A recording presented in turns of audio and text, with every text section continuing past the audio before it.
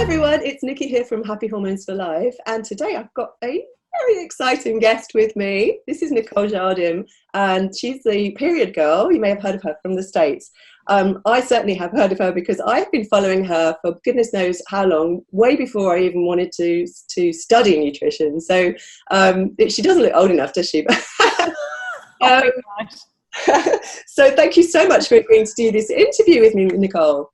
Oh, thank you so much, Nicki, for having me. I'm so excited. I think that's so nice that you said that, by the way, because I'm about to turn 40 and I was just talking to my boyfriend about this, freaking out. So yeah, yep. Not so young. Your hormones are looking particularly good. Don't worry. Thank you. I'll take that.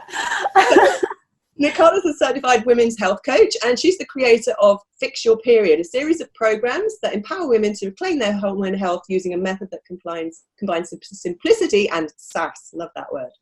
Her work has impacted the lives of hundreds of thousands of women around the world in effectively addressing a wide variety of period problems, including PMS, irregular periods, PCOS, painful periods, amenorrhea, and a whole lot more. She's also the co-host of The Period Party, a top-rated podcast on iTunes, so be sure to tune into that if you want to learn more about how to fix your period.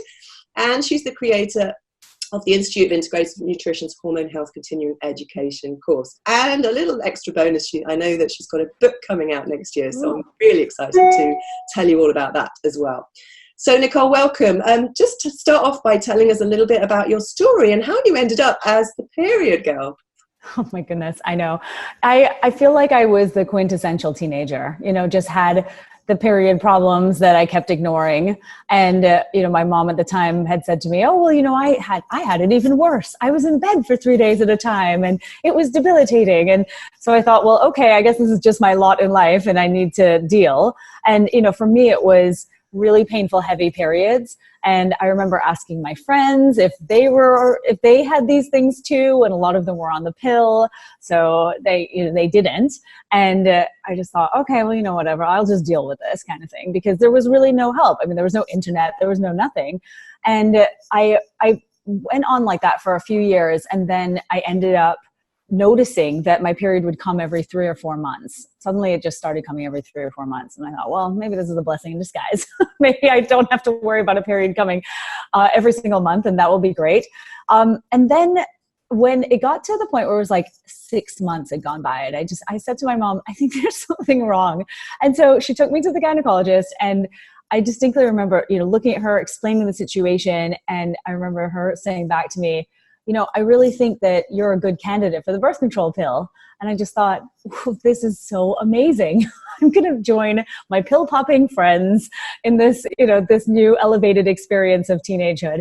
And I was so psyched because I thought, okay, maybe this is going to be my solution. And it really did feel that way. It did feel like my period panacea after a couple of months, because I no longer had these crazy heavy periods anymore.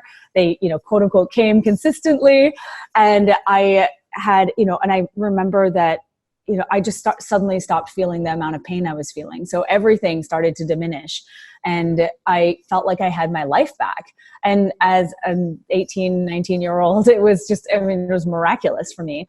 And then what happened was there was kind of like a switch that got flipped, and I ended up starting to, like, my hair started falling out. I started developing melasma all over my face, and I went to the dermatologist, and she said, oh, that's what usually happens to pregnant women. It's just like, okay, great. That doesn't help me at all. And, I had increasingly terrible gut health issues. And so that was the crux of it, as we all know, if you know anything about hormones. And because that was really a problem from a long time before. So I started developing all these issues. I then started getting these chronic yeast infections, urinary tract infections. And my last straw was actually having an allergic reaction to an antibiotic that I was given for a urinary tract infection. And I ended up in the ER, literally red like a tomato all over me. And and with a 103 fever or something like that, and needing to, take all the fluids and all the things. And so that was it. I was like, okay, I can't do this to myself anymore. It'd been a number of years. And serendipitously, a friend of mine had been seeing an acupuncturist, and she had said, I really think you should see this guy.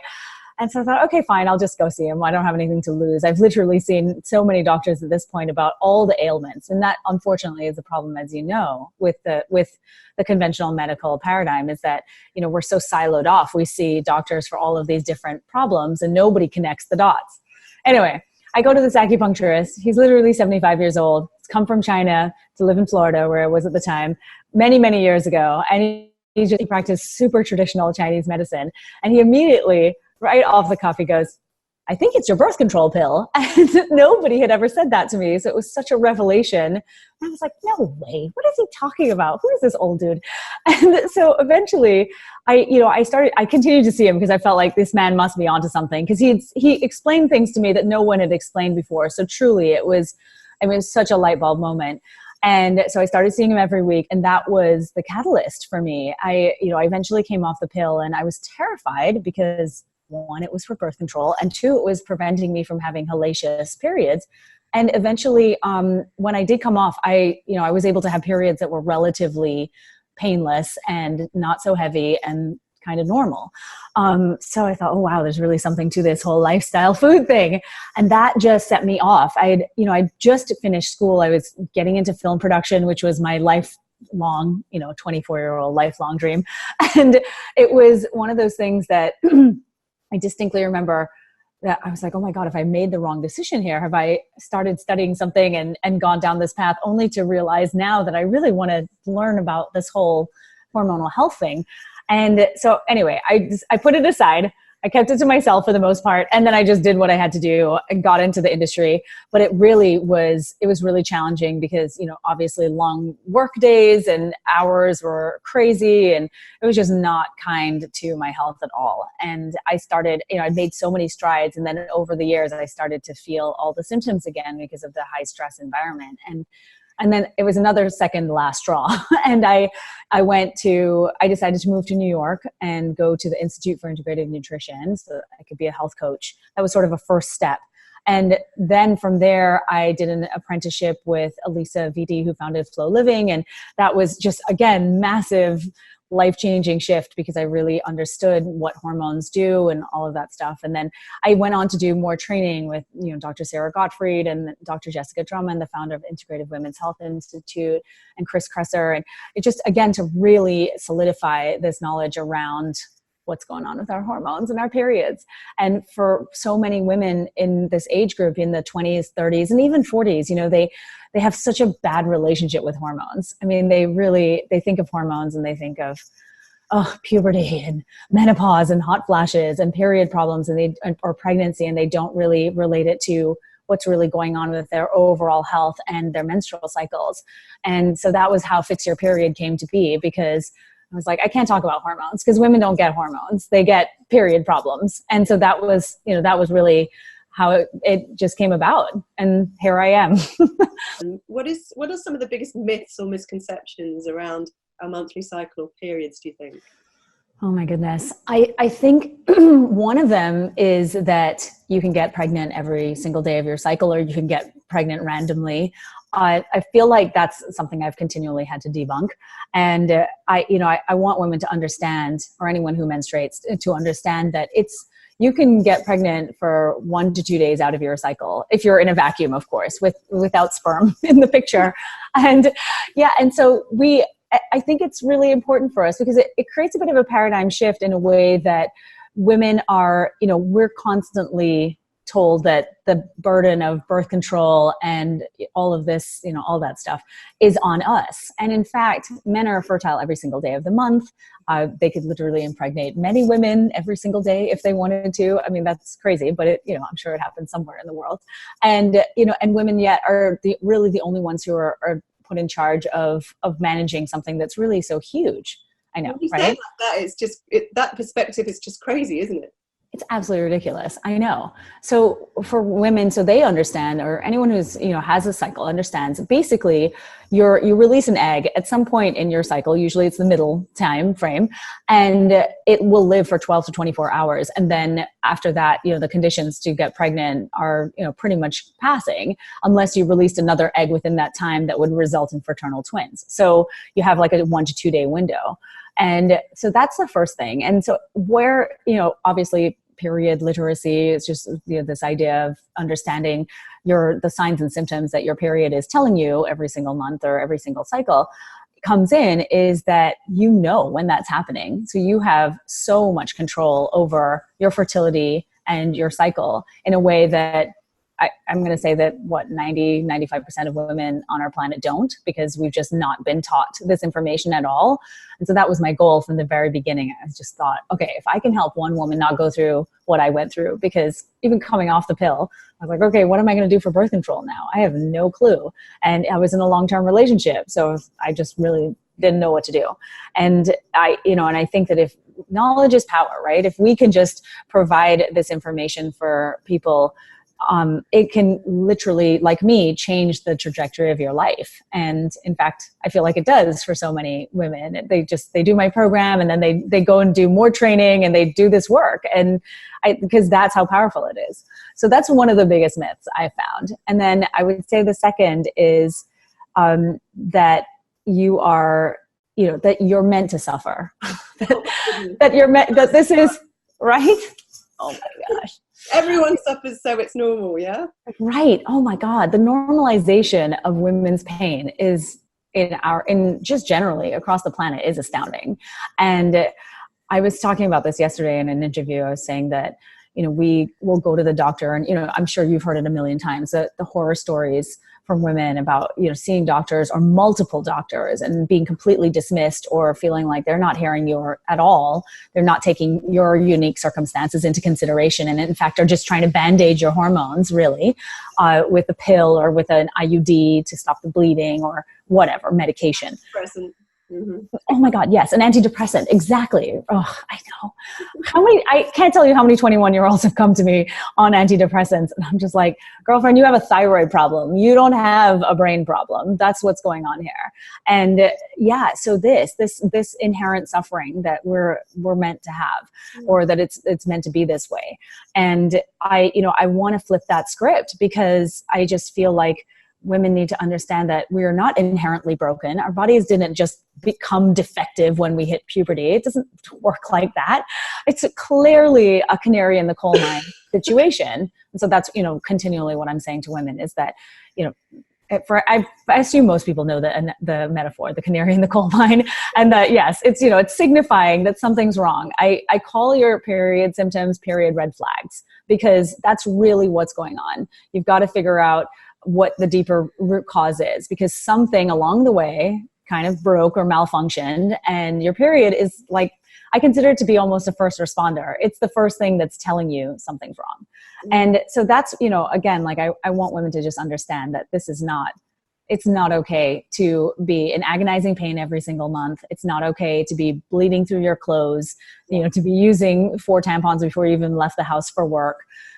It's not okay to lose your mind 5 to 7 days before you get your period. I mean, seriously, when I think about PMS, I think that it's been so trivialized and joked about in our society for so long that we're in a place where we don't even take ourselves seriously, because we just know, right? We're just so hormonal. Menopause, isn't it? We laugh at people having hot flushes and memory loss and things, and it's funny, it's actually not funny.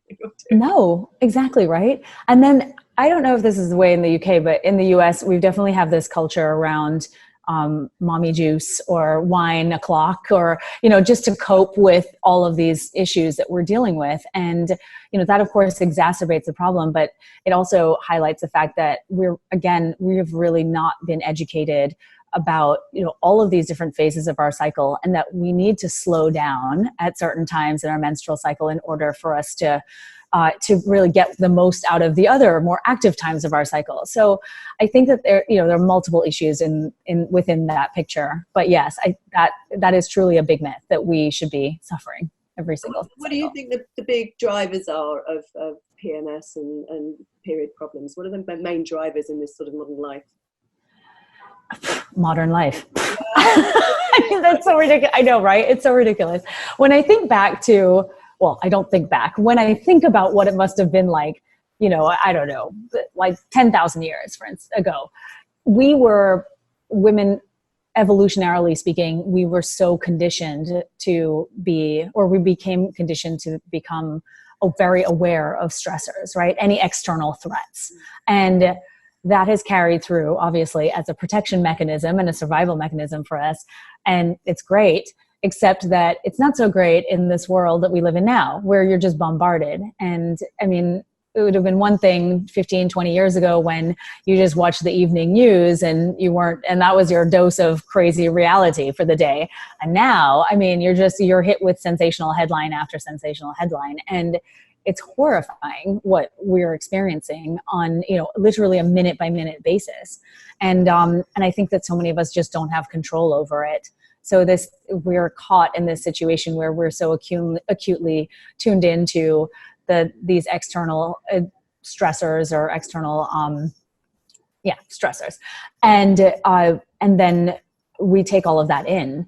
And so I have just found that we're just not, it sounds so defeatist, but our bodies really aren't meant for this modern world. I mean, they just weren't designed at all to handle this.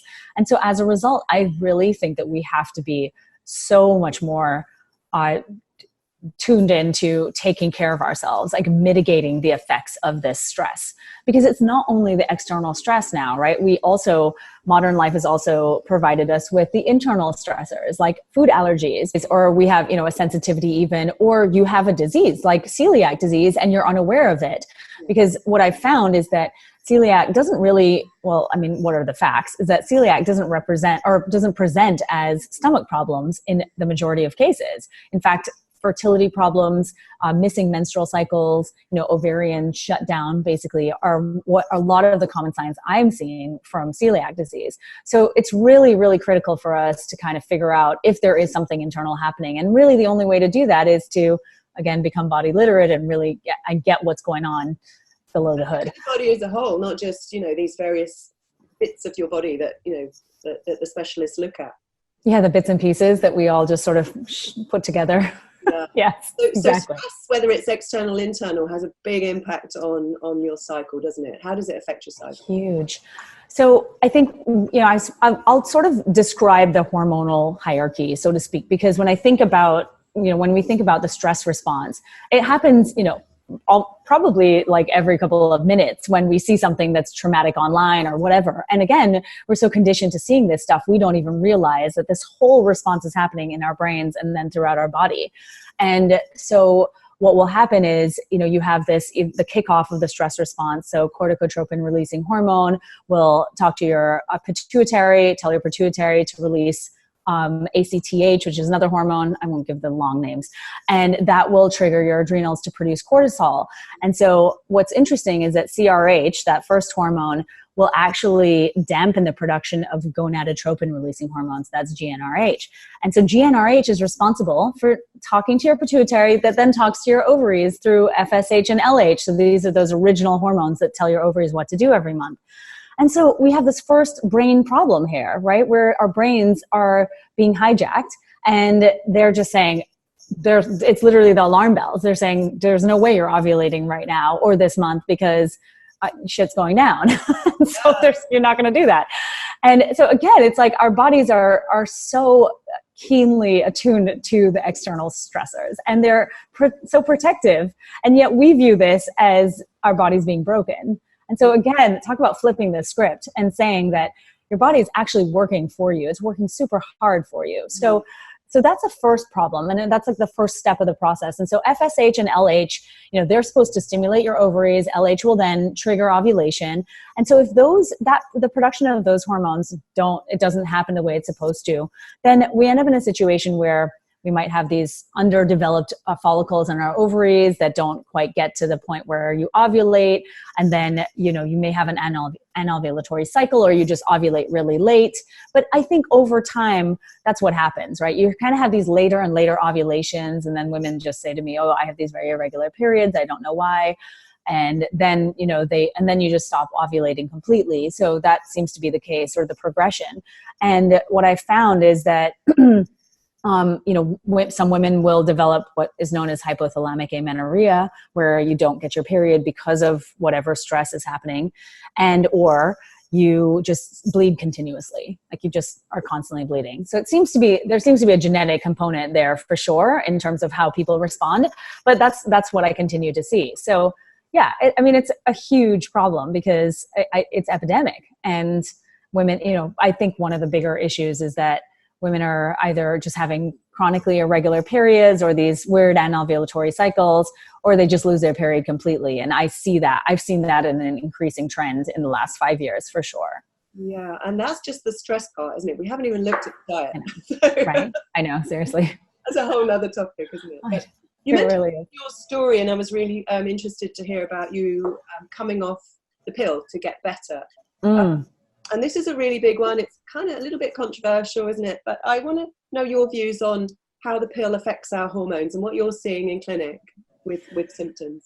Yeah, it's so tough because I think, again, it's understanding what the pill actually does in our bodies that are, is so challenging because women don't understand. They don't get told. They don't get told. I mean, who reads that pamphlet in the pill packet? I remember looking at it and pulling it out and thinking, chuck it. I'm like, yeah, it just never occurred to me to read that. I just thought, wow, I have a solution and it requires taking a pill every day. I can handle that and I will go about my business. And so I think that, my friend Lisa Hendrickson, she wrote this book called The Fifth Vital Sign. And she does a great thing in this book where she talks about, she designs a new pill warning box. And it's literally like, and can cause death. It's like one of those pharmaceutical ads.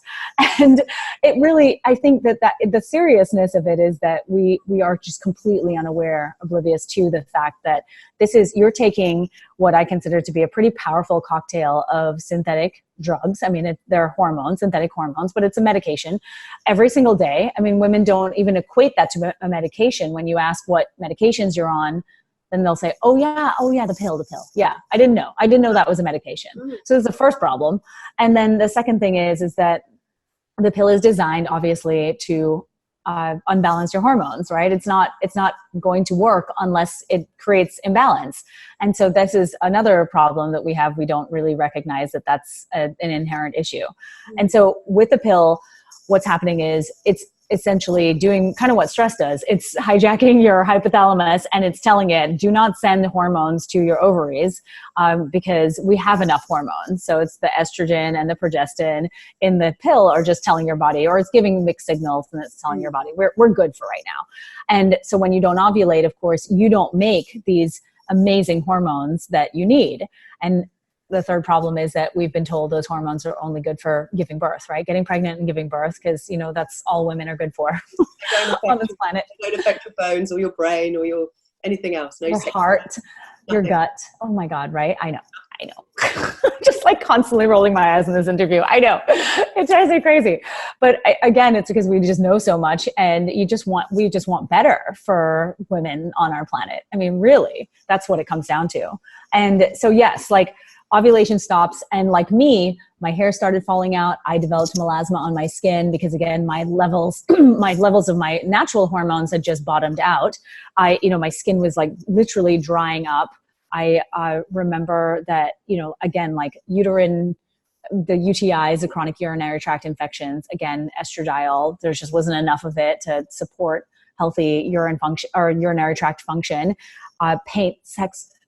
Pain with sex at like 21 years old. I'm like, okay, I know I'm not menopausal, but when I did test my hormones after being on the pill, I practically was.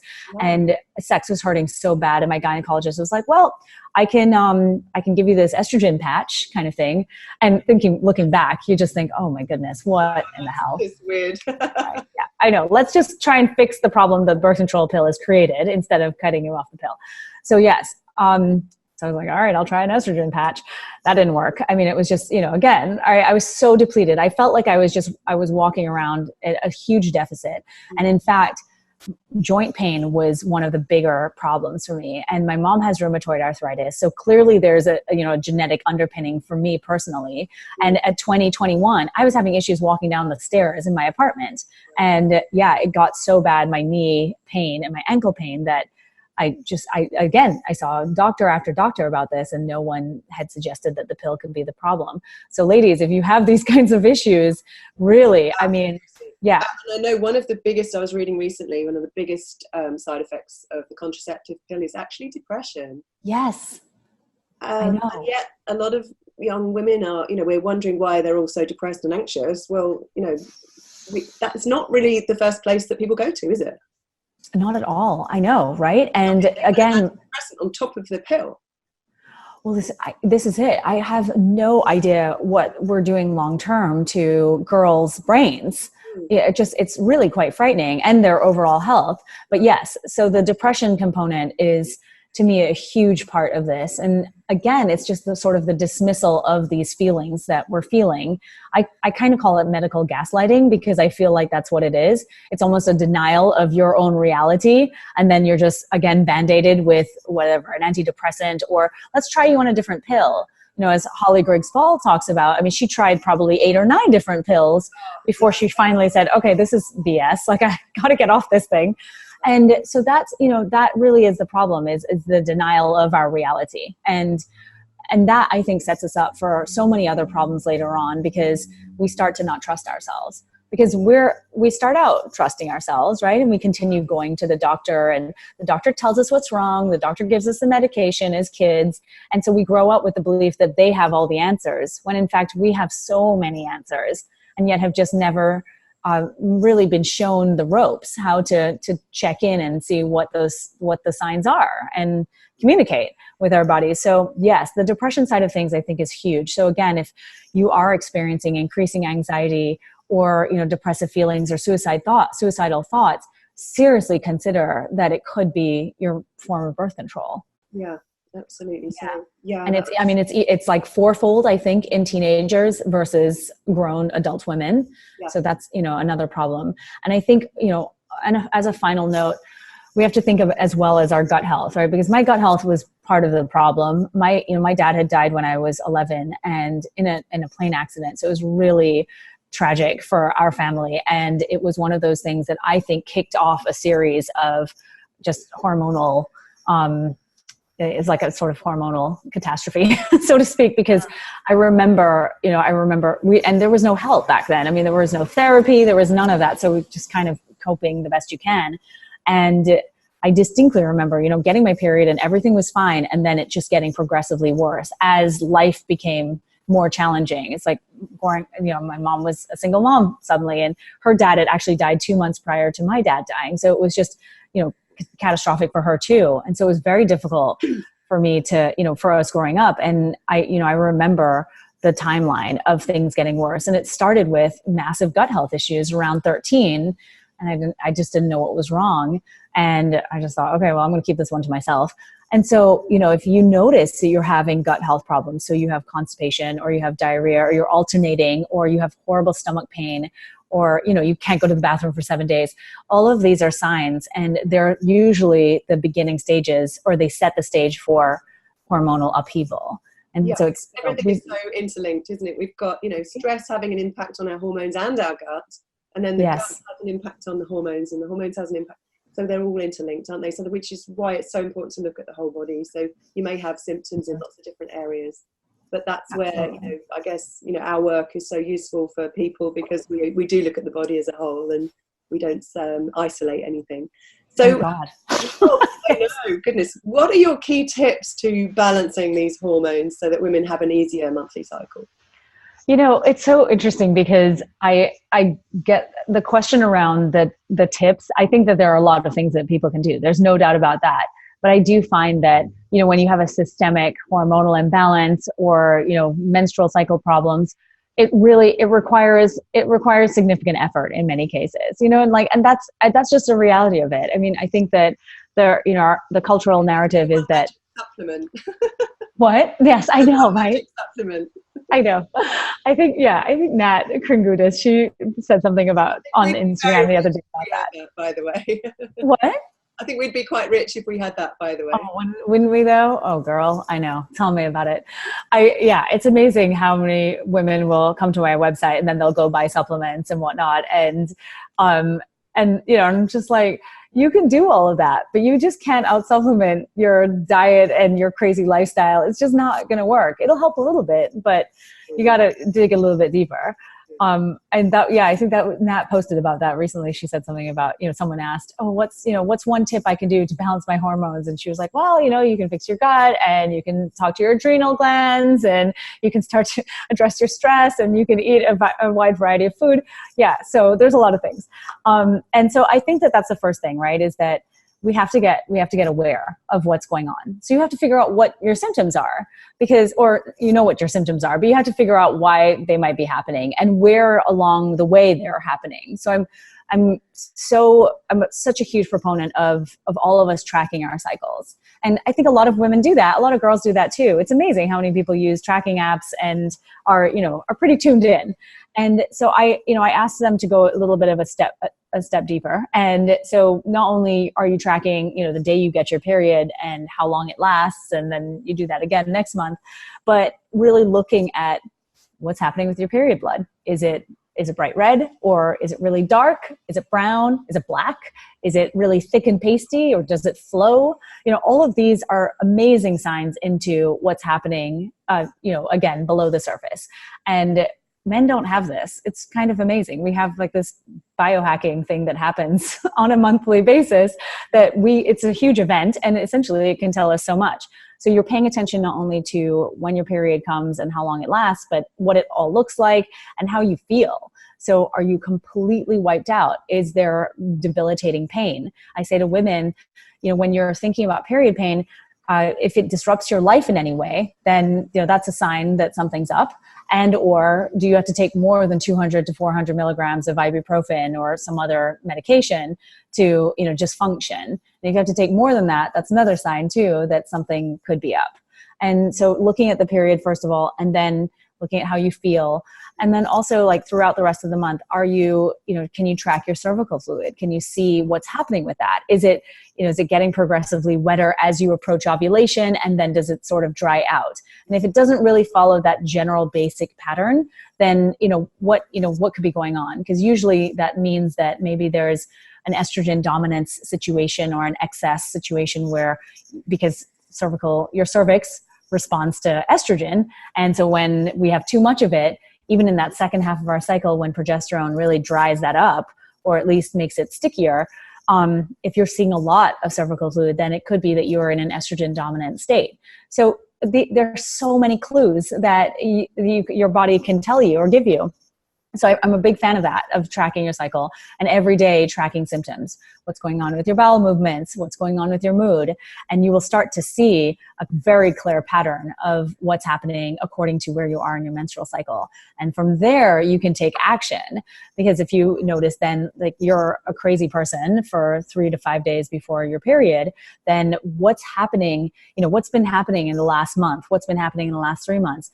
Is there something going on with your job? Is there something happening in your relationship? Are you just so maxed out? Do you need to take stuff off of your plate? Do you need to ask for help? I mean, these are all questions that you can start to consider when you really pay attention to the symptoms that you experience on a monthly basis. So I feel like that is such a good step for women. And then the second phase of that is what's going on with your diet? And I think that, again, women, they want the quick tips. And I agree, like you can easily integrate more veggies into your diet and you will start to feel better in many cases. So I'm just a big fan of bringing, just as a very basic, what kind of green vegetables can you bring into your diet? How can you arrange your plate in a way that you've got like a quarter protein, a quarter carbohydrates, and the remaining half veggies, green vegetables, leafy greens, broccoli, things of that nature, cruciferous vegetables to really support that estrogen detoxification.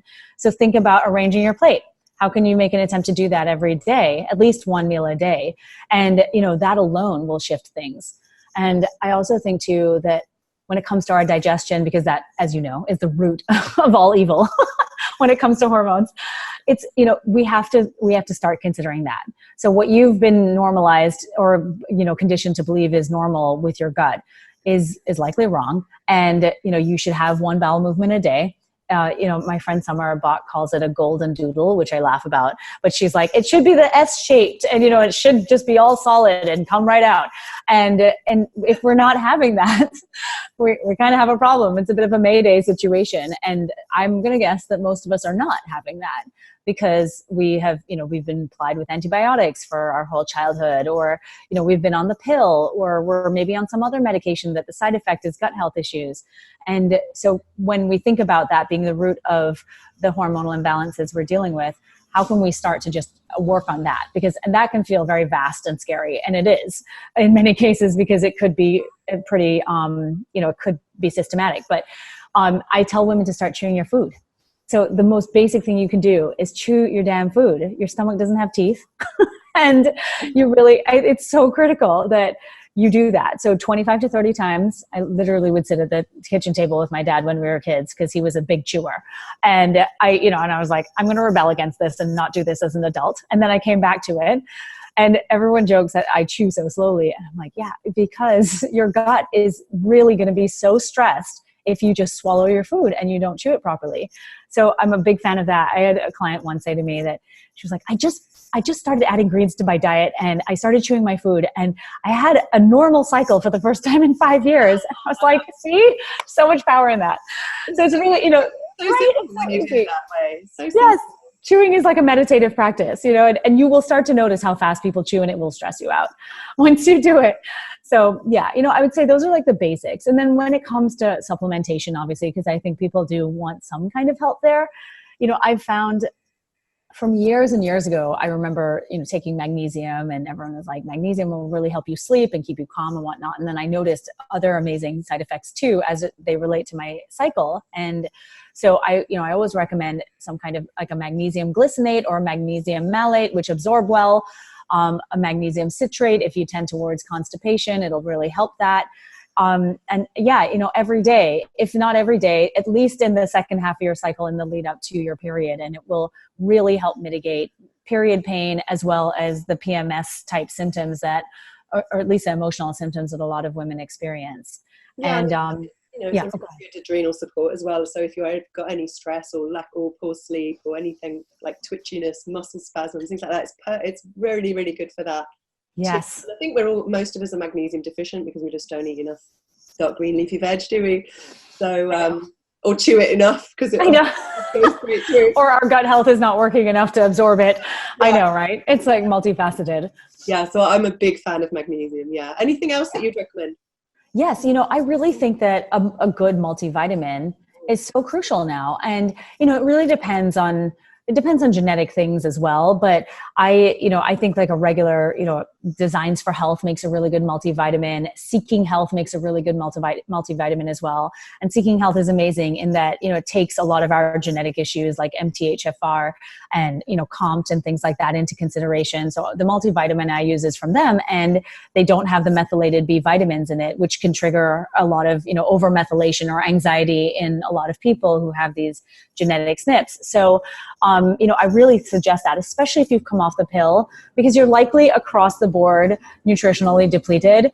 And so I think whatever we can do to help support those processes and, in getting back our menstrual cycle and regulating it and just generally getting our energy back would be a good idea. So a multivitamin for sure. And, I think that things like zinc, selenium, even iodine in some cases are really crucial as well. Those, I think maybe it's best to really focus on the food side of things first when, and then sort of do more testing and figure out what you're deficient in. And, selenium it's actually really crucial for ovarian function. And in fact, it's needed for follicle development and for actual ovulation. And a lot of us tend to be deficient in that too. So selenium is huge. And I just recommend women eat Brazil nuts. Just 3 or 4 of those a day will really be helpful. That's a basic, easy thing to do. Zinc is another one. Zinc is also crucial to menstrual cycle function, ovarian function. And, so some women, I think zinc is great from food perspective because, we start there. We all start there. And, things like oysters, any kind of animal protein that's pasture raised, hopefully, will help provide zinc. And then maybe a supplement if you feel like it might be helpful to you. Again, that's, requires, I think, some testing. And, so those are the supplements. And I would say, in many cases, you might just take a multi-mineral and and see what happens. Because, you know, again, like if you're so deficient and so depleted, if you've been on the pill for 10 years, or maybe your diet hasn't been great for the last 20 years, these are just going to help boost you as you start to improve your diet as well in conjunction with them. Yeah, because nutrients have such an impact, don't they? And we're often, like you say, if we're not chewing, we're not digesting very well, we're not absorbing those nutrients, even if we're on the best diet in the world. So right, stress depletes us as well, doesn't it? So there's lots of things going on that can impact that absorption of those lovely nutrients. So I think I agree, a good multi just covers bases. Yes. And, you know, a few extra things where you need them. But like, yeah, I'm with you, Nicole. I'm, you know, if we can get that through food, that's amazing. But I think these days it's just tricky. You think you need a boost. You think you need, and especially if you're out of balance already and you've got some stress in your life, then those extra supplements can really help. So yes. I was going to say too, the B complex. I mean, that's another one. If you're not on a multi, a B complex is so huge. I mean, B6, again, supports ovarian function. It's been shown in combination with magnesium to be super effective for PMS symptoms of the emotional kind. And, you know, so I do think B12, again, critical for brain health. So again, everyone is basically low in B12. I've yet to see anyone who is within range when they come to me. And so that's, you know, another really crucial aspect of our hormonal health is like that B complex. And so, yeah, you're so right though. Like every step of the way with our digestion, you know, it could be potentially compromised. You may have low stomach acid, so you can't break down B12 or iron. And as a result, you end up, you know, you're B12 deficient, you're iron deficient. That can lead to either heavy periods or no periods at all. I mean, there's so many aspects to it. And that's why I think just starting with the basics and getting your stress under control, whatever way you can do that is, you know, even the little basic things like just going for a walk in the park for 15 minutes or eating your lunch outside or whatever, turning off your computer when you do eat, whatever you can do in the small pockets of time throughout your day to take care of your brain health is going to go so far in supporting your body overall. Because as you said, right, there's the whole brain gut connection. They're talking to each other all day long. The brain is going to tell your gut to like shut down basically if you're just hijacked by stress, because your gut is not needed, right? Your digestion is not needed in a life or death situation. So I think too many of us are living in life and death situations. That's what it feels like. Just slow down, haven't we? There's a movement, isn't there? The slow movement. I don't know whether that's going to happen in our lifetimes, but you know, I think, you know, the more we can slow down, even if it's just a few minutes a day, I think that's just all going to be good. So yes, thanks so much. How can people find out more about your work? Because the other thing is, you know, that if you're trying all the basics and you're still not getting anywhere, you're going to need to get some help, aren't you? So how can people find out about what you do? Yes, you can find me on my website. It's NicoleJardim.com, and I have a blog that, you know, I've been contributing to this thing for many years now. So there's a lot of information on there. And then I'm also on social media. So you can find me on Instagram mostly. It's Nicole M. Jardim, M like Madeline. Facebook is the same as well. And I also have a podcast. It's called The Period Party, which you'd mentioned before. And so there's tons and tons of episodes. It's like hundreds at this point, maybe. Yeah. And so, yeah, those are the main places. And then, of course, with my programs, you can find the Fix Your Period programs on my website as well, /programs. I highly recommend you look up that. I'm going to put the link to your super amazing quiz on there as well. Yes. So awesome. People can do their quiz and find out kind of roughly where they are. So that's really, really helpful. So thank you so, so much. And of course, your book will be coming out in April, I believe. April 2020. Oh my God. Yes. Yet? It is. It's called Fix Your Period. It's actually on Amazon, which is so crazy already. Pre-order already. Yes, I know.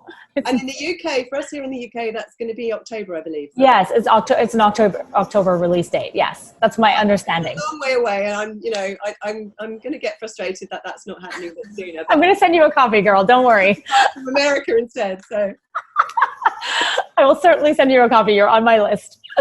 Thank you so much. Nicole, it's been an absolute pleasure, and I know we can talk all day. We've got to cut it short.